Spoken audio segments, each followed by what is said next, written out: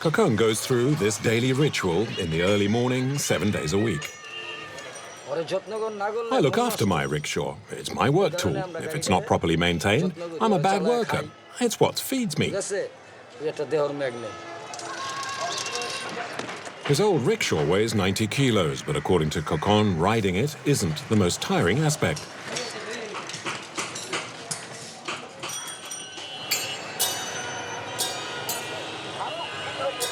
Getting around the streets of Dhaka, the capital, means the rickshaw driver needs nerves of steel. Yeah, move along a bit.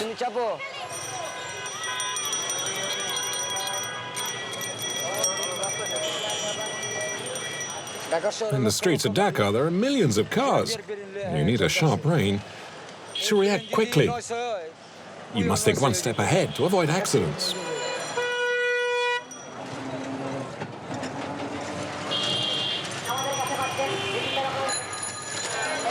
Be careful. Crossing the city is not the easiest for passengers either. 15 million people live here. 43,000 inhabitants per square kilometre, the heaviest concentration of humanity on the planet. Look, there's a traffic jam down there. I'm going to take a detour to get by. In Dhaka, you must never ever let yourself get stuck, or you'll suffer the consequences immediately. The capital's become too small for its population. The street can no longer handle the volume of traffic. It's not unusual to be stuck between 4 and 6 hours, bumper to bumper. Kokon and his client soon find themselves trapped. In a rickshaw, you know when you leave, but you'll never know when you'll arrive. Most of the time, I leave hours in advance to avoid arriving late for work. You never know what you'll come across. A big traffic jam or even a small one. How can you live like this without ever being sure? Come on, get out of my way.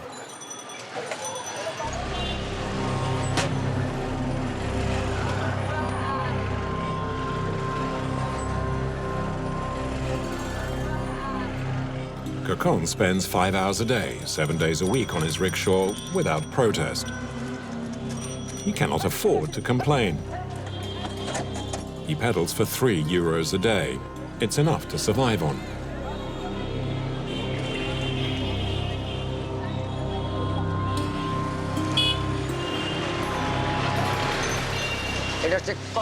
This is the worst job in the world. Transporting passengers and their baggage by cycling. It's work that animals should be doing. If you want to work, you have to accept the good and especially the bad.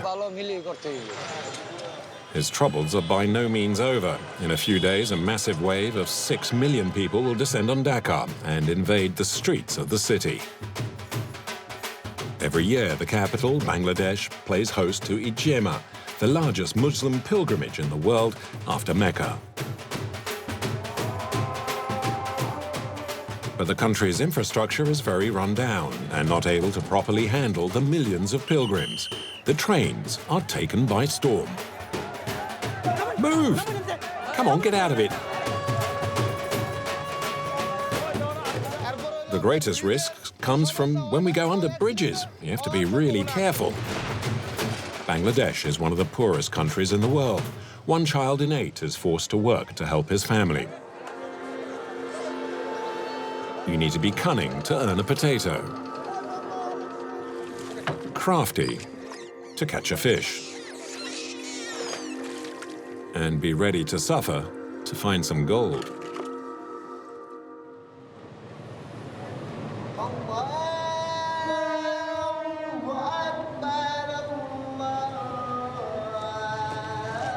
Far from the chaos of Dhaka, a handful of men are preparing for a difficult journey.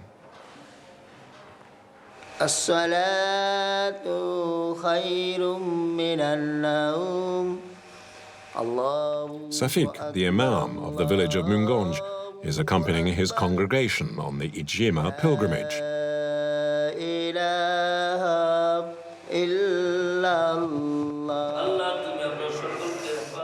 90% of the country is Muslim, and a train has been especially hired for the event.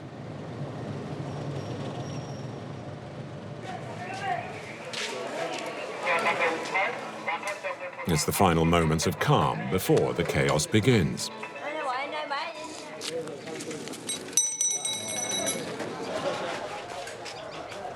Food supplies, pots, pans, blankets. The group has enough to keep them going for 5 days.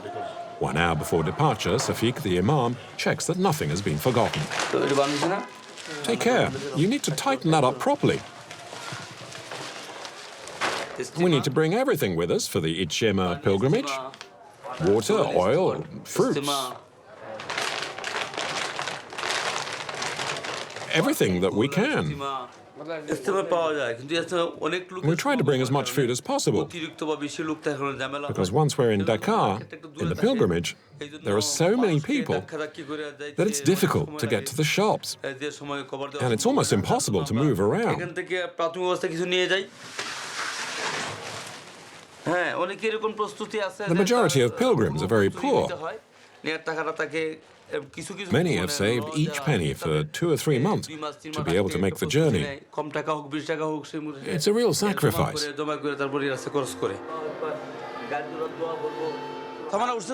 Is everything loaded?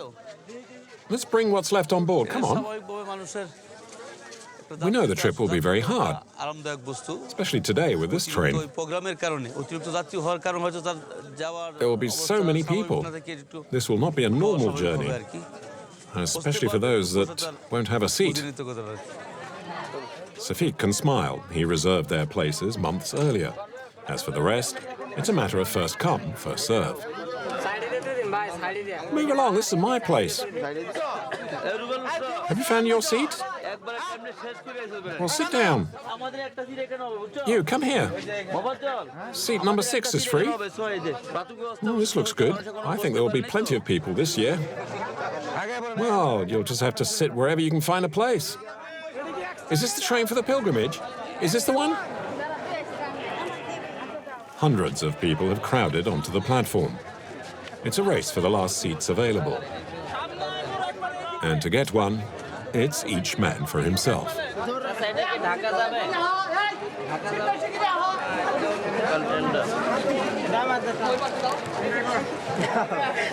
I was very lucky to get a seat in this packed train, while so many people will have to stand for the whole journey. For some, that means 6 hours.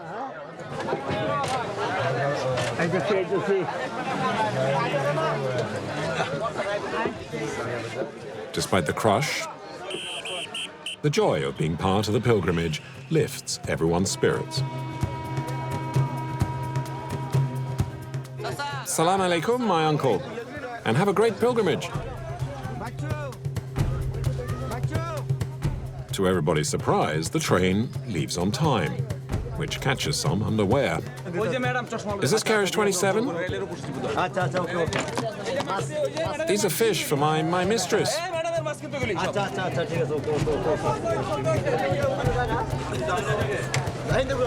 you want to climb in? You can't. It's too late.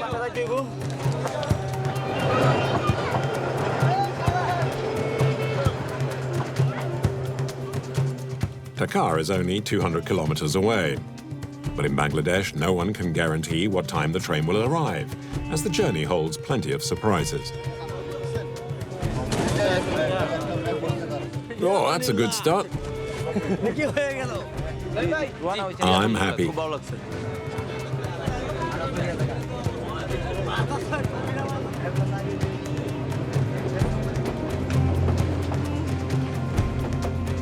The train stops at about 15 stations, but that's not including any unexpected stops.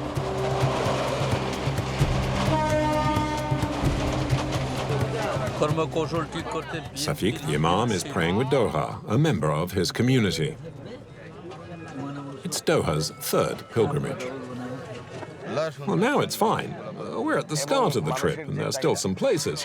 But the further we go, the more people there will be, and the more crowded the train will become. All Bangladeshis dream on going on Ichema, But the journey is so hard that for the old and the sick, it's impossible.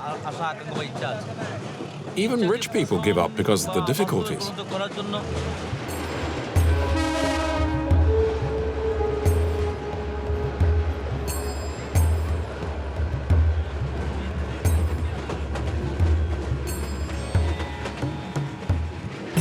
The trains are uncomfortable and drafty and date from the British colonial period.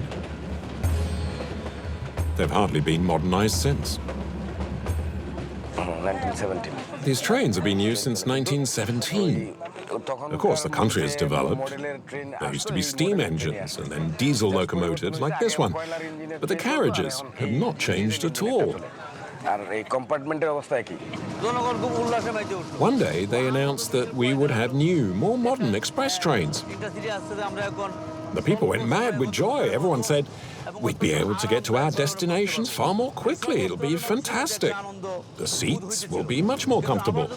But when we saw the new trains, we were so disappointed. They're as bad as they ever were, except now they're even more expensive.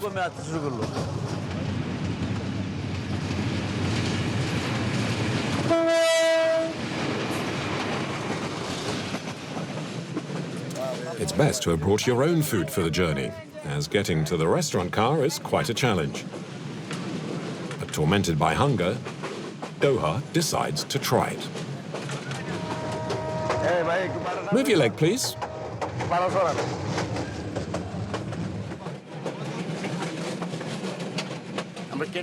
To get something to eat, you need to push. Can you move up?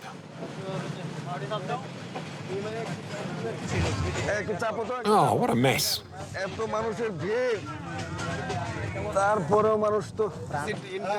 See what we have to go through? Excuse me.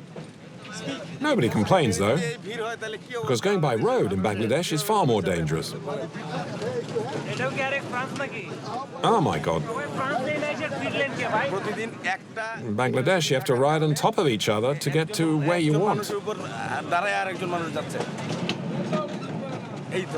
Sometimes people even sit in the toilets. If you need to urinate, you just have to dirty your clothes.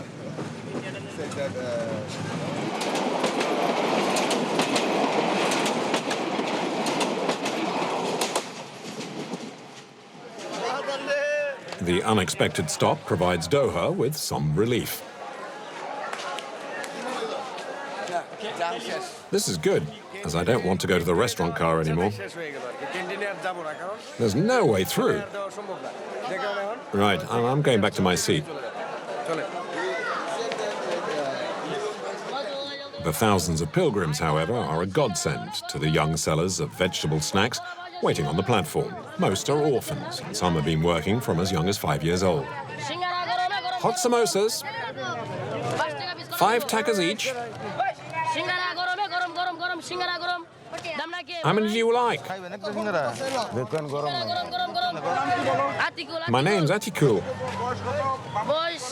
My father's a rickshaw driver. My mother's dead.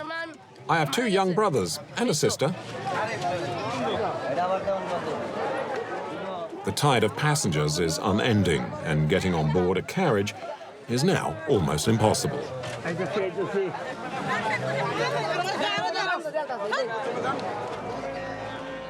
The overspill finds its way onto the carriage roofs.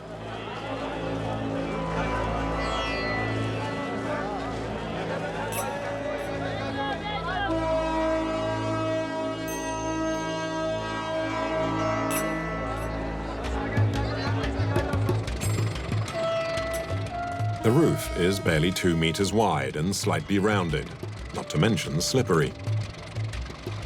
Woe betide those who doze off as the jolting of the train can hurl them over the side.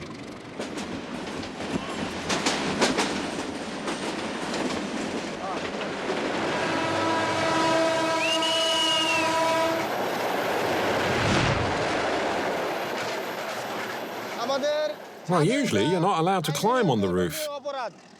We do it as there's no more room below. The greatest danger is going under bridges. You have to be very careful then. Get down, get down.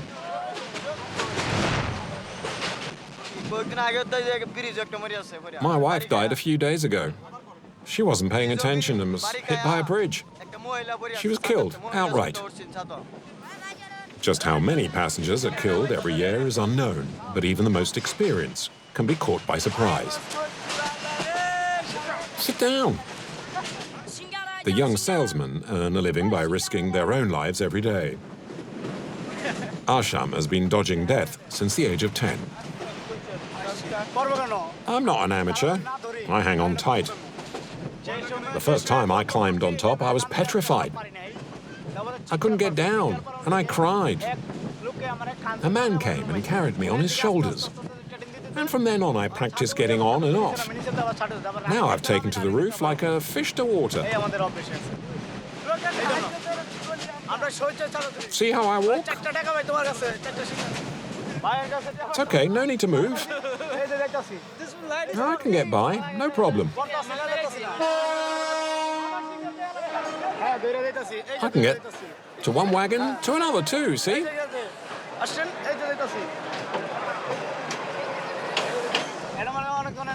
Those that are just starting are scared. You mustn't think about it too much. If you stop to think, you're dead. You mustn't think of your parents or wife who'll cry if you're killed. If fear wins, then you're dead. I lived over there, so I need to go now. Bye.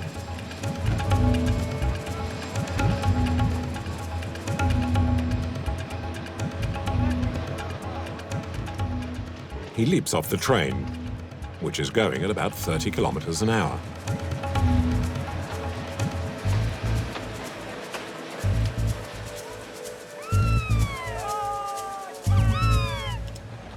There's still a long way to go, although no one's quite sure when the train will arrive in the capital.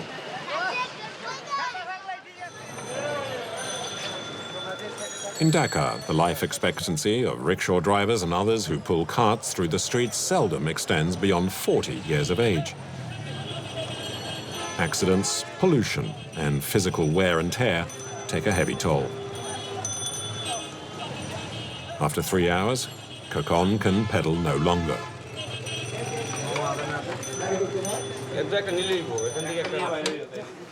He rests at the back of the rickshaw garage for free in exchange for some basic guard duties.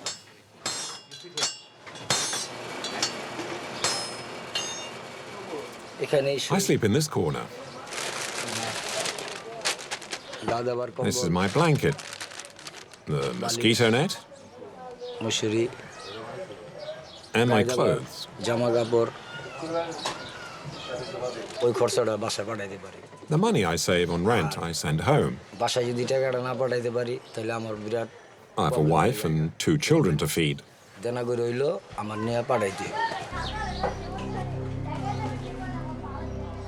Of course, this work is very difficult. It's still better than having to force this sort of misery on my family.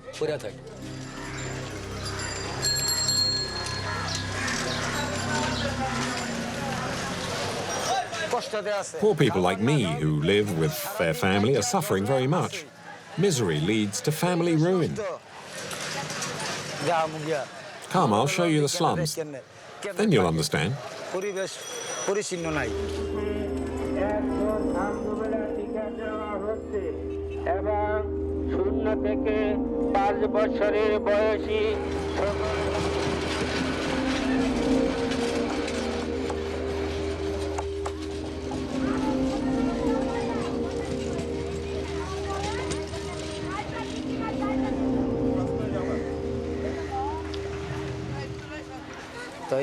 In Bangladesh, there are millions of people who don't even have a roof over their heads.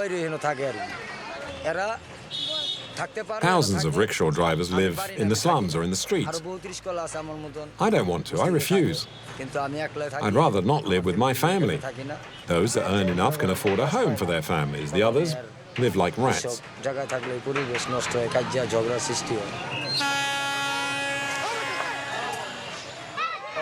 I've refused to make my family suffer through that.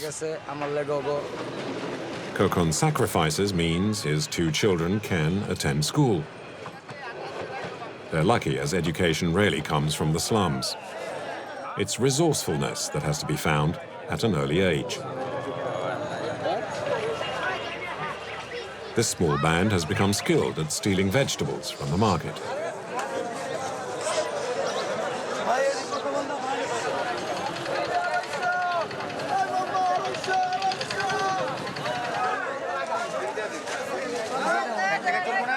Three and a half million people are crammed into Dhaka's numerous shanty towns. In his slave-like existence, Kokon allows himself the small luxury of telephoning his family in their village. He sees them just once every 2 months. Give me the phone, please. How are you and the kids? I'll be home in a few days, Friday or Saturday.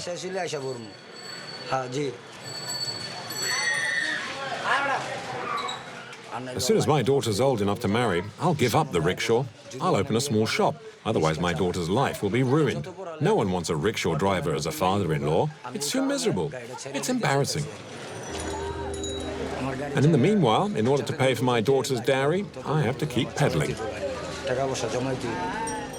Without a dowry, Kokon has no hope of marrying off his daughter, especially as traditionally it's paid in gold.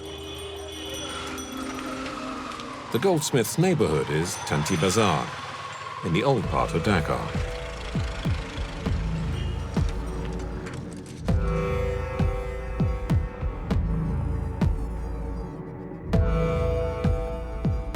Not much has changed here since the 18th century.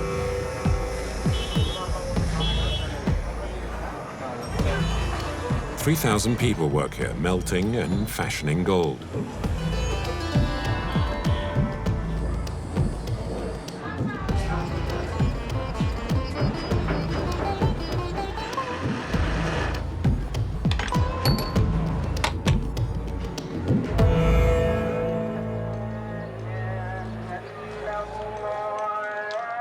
The workshops close when the muezzin makes the day's last call to prayers.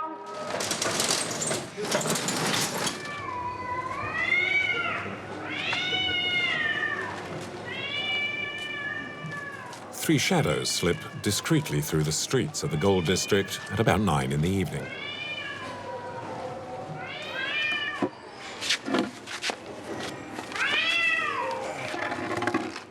Give me the stick. Once a month, Ghazi and his 2 employees search through the sewers.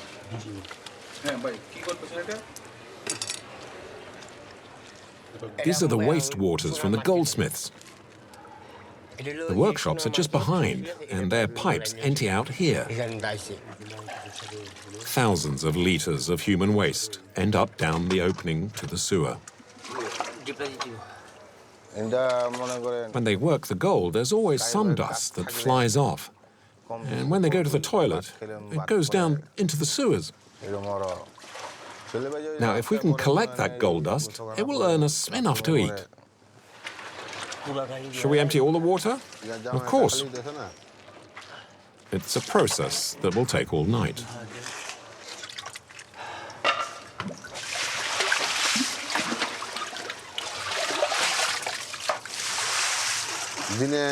If we worked in the day, people would complain because of the smell.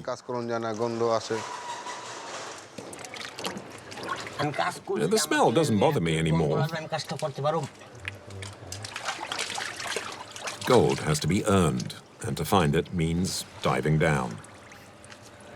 Specks of gold are mixed with human excrement.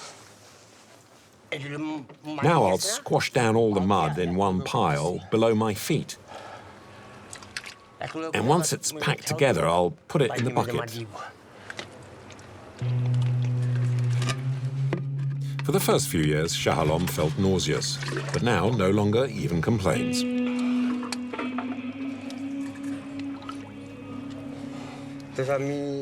I do this because it's all I know. Unfortunately, it's all I can do. But at least I can eat. With the crisis, however, less gold jewelry is being produced, and there's far less gold dust in the sewers. In the past, there were more of us prospectors. There were at least 150 people. But with less money to be made, they've given up. Nowadays, there's maybe about 50 of us.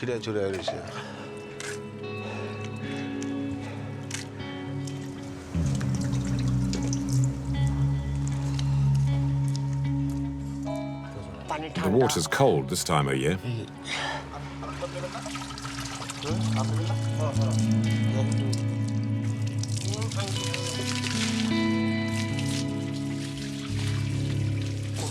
I first rinsed off in freezing water and then finish my work and then take a hot shower.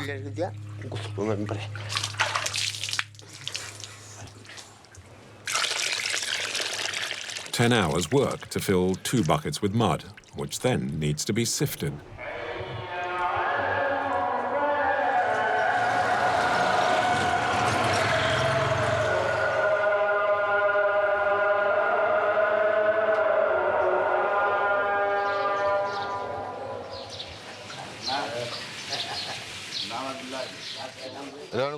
Now I'm filtering this to remove any lighter earth.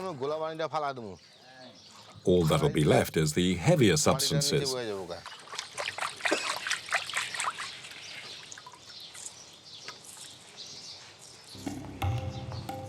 Ghazi has been a gold hunter for 30 years. He first plunged into the sewers at aged 14. I learnt from the experts. I didn't like it at the start, digging around in all this shit. I thought it was dirty. It upset me. But they slowly persuaded me, and after a few months my shame disappeared, and I got used to this work.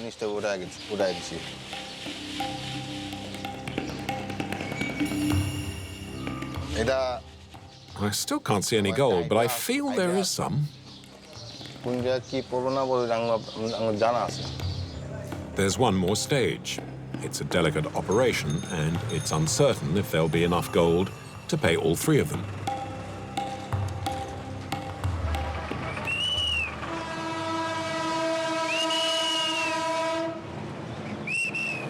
Four hours and a dozen stops into the journey. The train, which is transporting Safiq the Imam and his pilgrims, is making slow progress towards Dhaka. The old locomotive doesn't date back to colonial times like the carriages, but it's hardly modern either. Mohammed, the driver, is focused. In Bangladesh, the railways aren't protected, and people have the habit of using them as a road. Oh, look at those people on the rails. They can cause accidents. I'm blowing the horn to make them move off. Despite the crowds, Mohammed pushes the old diesel engine to the limit. And the monster manages 60 kilometers an hour, almost blindly. I can't see much through these dirty windows. That's a problem, as I can't even see the signals. And there used to be windscreen wipers, but they've been removed.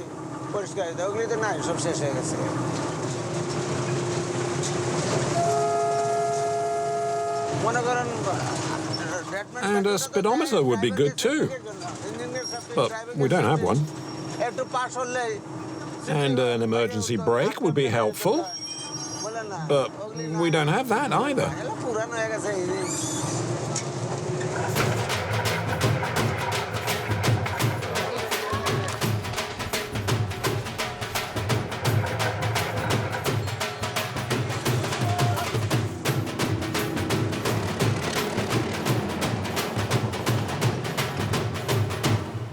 If someone crosses in front, what can I do?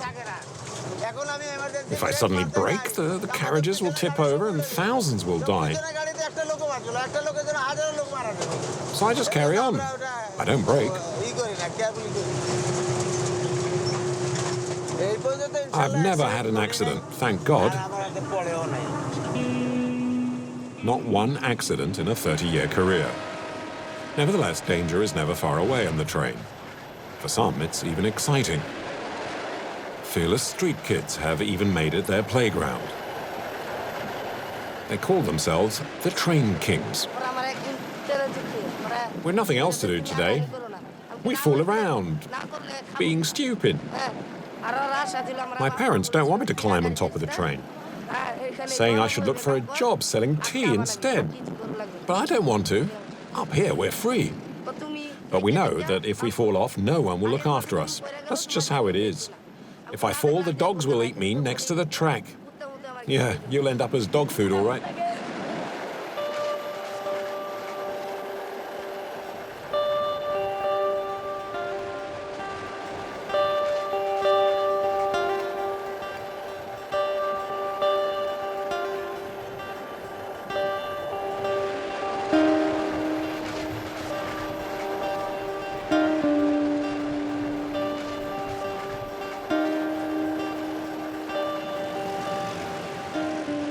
That black smoke is quite toxic.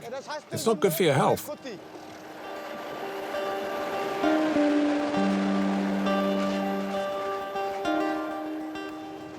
Despite the dangers and the smoke, I quite like traveling on the express. It's a good way to make the trip. The express is a good train.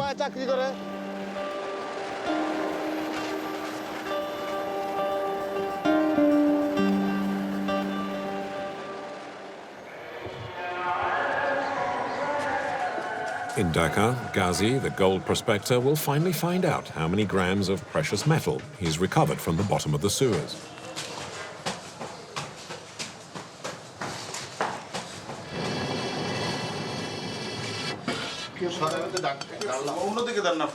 Blow. Hard. Of all the mud collected overnight, only a handful remains. Like an alchemist, Ghazi uses a powerful acid to extract the gold. You see, the acid will dissolve the other metals. The fumes from the acid affect their lungs and attacks the skin and eyes, but they don't seem to realize it.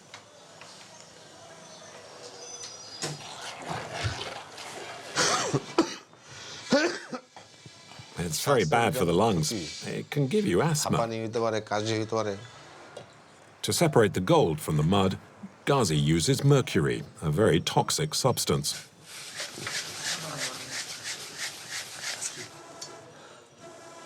The gold's stuck to the mercury now.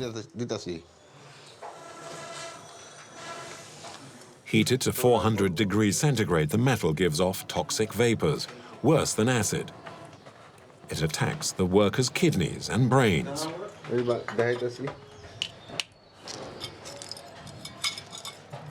Once evaporated, what remains is a pure gold nugget. There's less than a gram here. It should fetch 15 euros.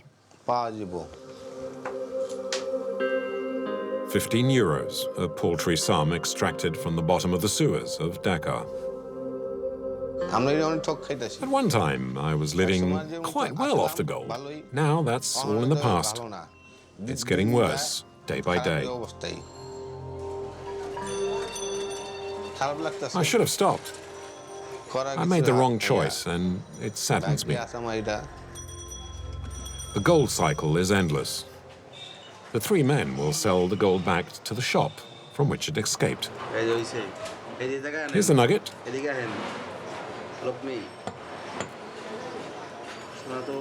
It's broken. I squashed it to make sure it was pure gold, or not base metal. Wait.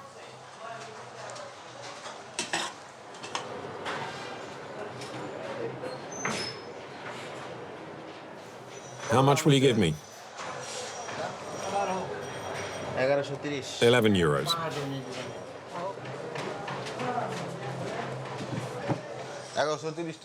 I've made 11 euros. We'll divide it between the three of us. 11 euros, 4 less than he'd hoped for. After a night down the sewers, Ghazi's workday is far from finished. When he returns to the room where he lives with his wife and 3 children, the tiny home becomes a workshop.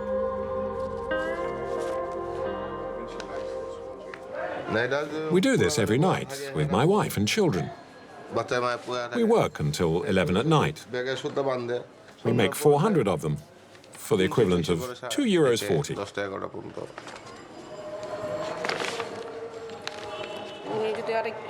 If my husband had been able to have a better education, he might have been able to open a grocery store or some kind of shop. That's why we sacrifice everything, to educate our children.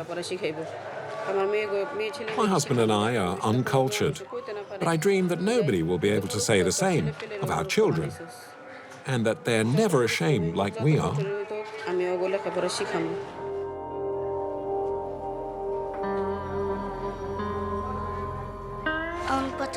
Many children don't go to school. I'm very lucky my parents send me. My dream is to become a businessman. I'll travel abroad and bring my parents with me. It's different in other countries. It's beautiful. There wasn't enough money for her sister to continue school. She now works with her parents to be able to pay for her younger brothers.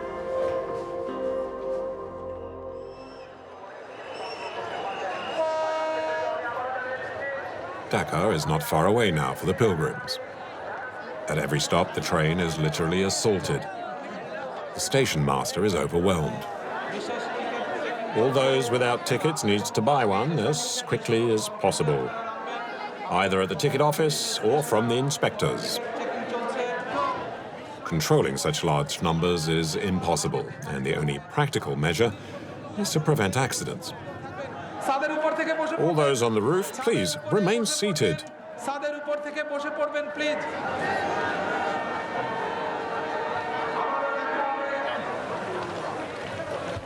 Move up, there's still room.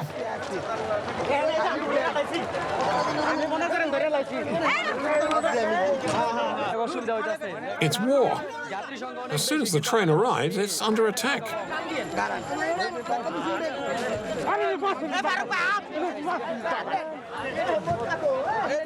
We'll fall off.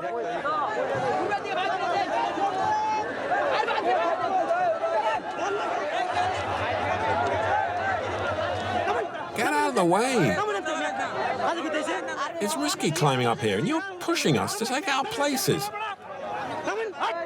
Move up. I'm here now, and I'm not moving. Well, climb down then if you're scared. Stop arguing. But he's taken my friend's place.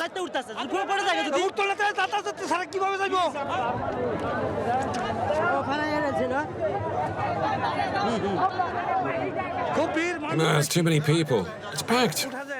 I'll try my luck elsewhere. Some know how to make hard cash from all this chaos. A few smart operators rent out their ladders. 20 takas to climb up.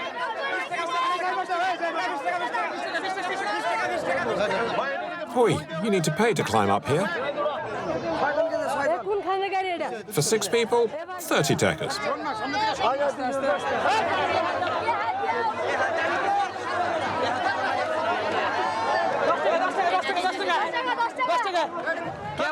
Business isn't good. People try to sneak up.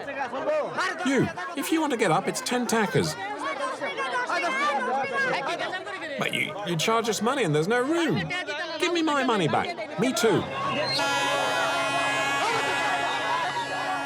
The train is about to leave. And the police intervene. The cops are here. Let's go. Quick. Go away.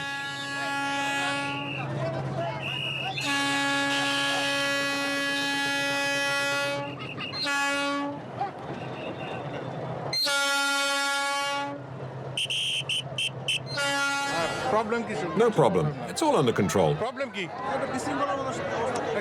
You'd think it was chaos, but really people are disciplined. Look around. Water, water.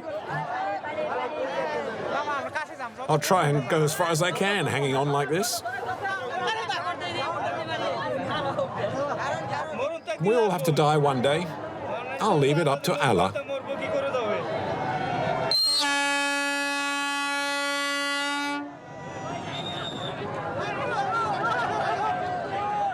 Hang on!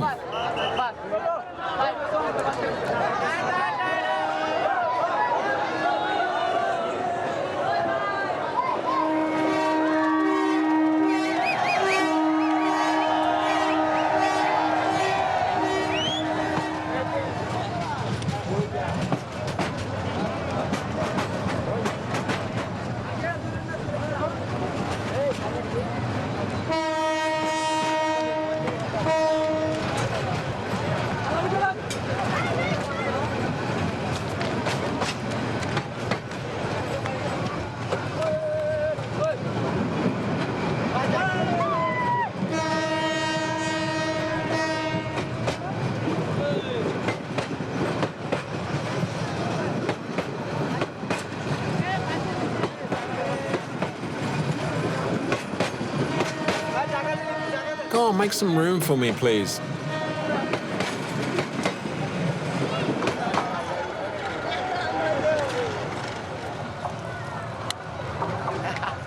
Far from this confusion, there are those struggling to maintain an honorable life and stop their children ending up in the slums.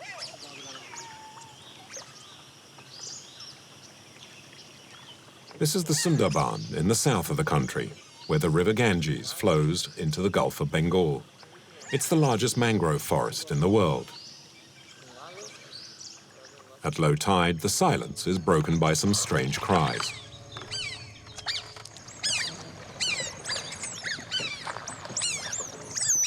They're made by these tame otters. They're not pets, but working animals. It's a lot easier to fish with them.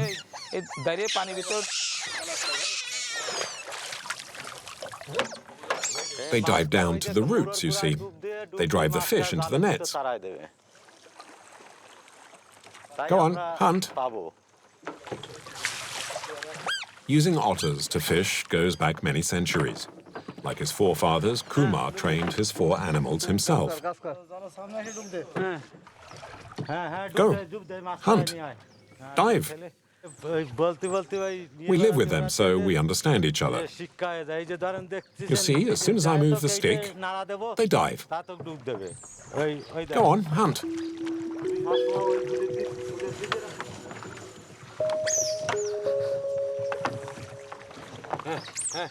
Go on. We taught them this language when they were tiny. The movements of our feet and our hands are a language that they understand now. I need to move a lot so that they work properly.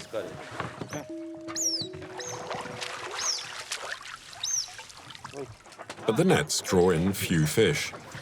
Every passing year, there are less fish in the waters of the mangrove. Pollution and overpopulation are the main causes. With 160 million inhabitants, Bangladesh is one of the world's most densely populated nations. In the old days, these waters were teeming with fish. These days, there are far less. It's because so many people live here now. They rely on fishing to feed themselves. Fishing is exhausting, yet Kumar pushes his men and animals to the limit. There are more fish at the end of low tide, and then it's a real race.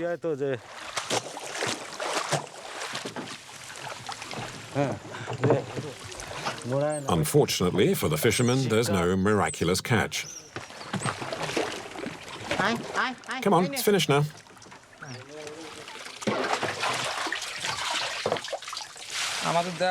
All the money we earn every month, we bring home. We buy rice, lentils, and everything we need. And we return here to make some more money, and so on and so forth. They know it's time to eat. That's why they're so upset. The voraciousness of the otters is a problem for the fishermen. The 4 of them devour between 3 and 5 kilos of fish a day. It's almost half the catch. Sometimes, if we don't find enough fish, we need to buy some for the otters. If we don't feed them, they get weak and won't fish anymore. So we go to the market and buy fish. We lose money.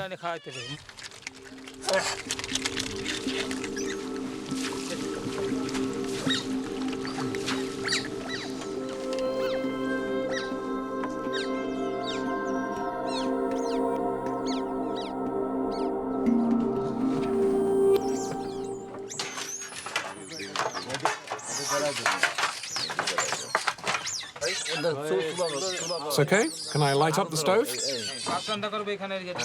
Tonight, Kumar and his men will not eat as well as the otters. We're 8 and we'll share 2 fish, and they're not big ones either. But that's all we caught.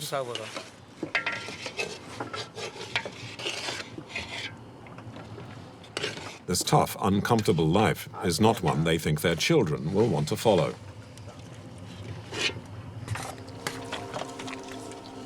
They're almost certainly the last otter fishermen of Bangladesh.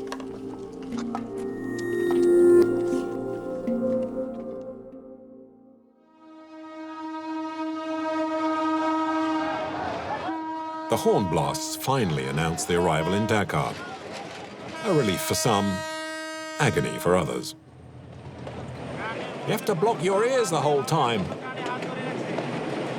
These foghorns can make you deaf.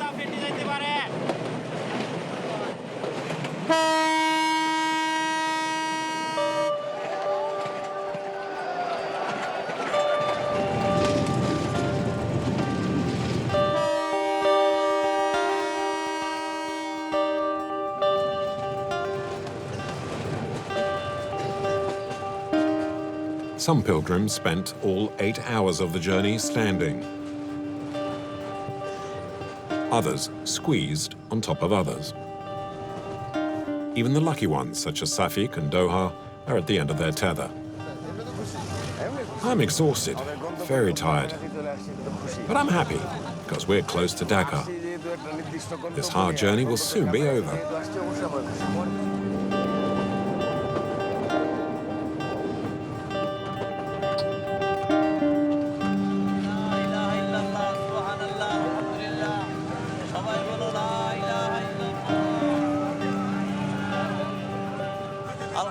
I'm so happy. God be praised. We'll walk in the footsteps of Allah.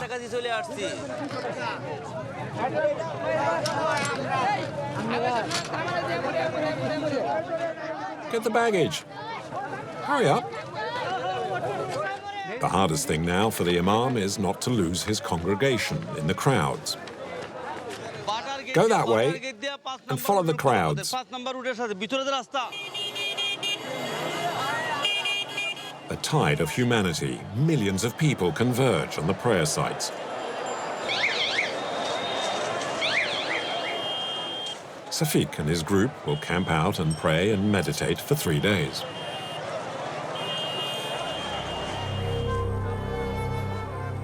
The location is not a holy Islamic site, but every year scholars from around the world come to spread the good word.